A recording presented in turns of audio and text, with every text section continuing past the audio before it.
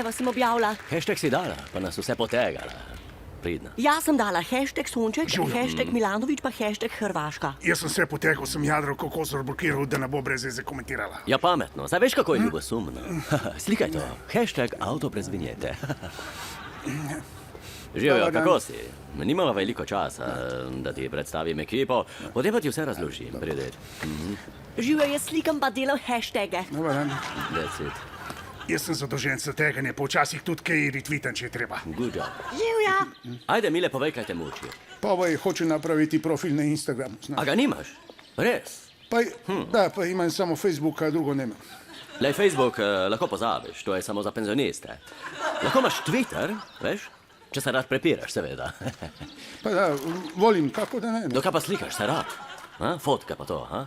Ja. Pa da, što se more, nije teško. No, ampak za Instagram je samo važno, da se skozi fotografiraš. Pa da. Karkoli delaš, kosilo, sestanek, tudi če ne delaš, ni važno. Dobro, razumijem, da. Borut, pa da li bi bilo moguće da ti to radiš za mene? Mi znamo da ti nemaš puno posla, ako se nešto dogovorimo, da li bi bilo moguće da ti i tvoja ekipa to radite za nas?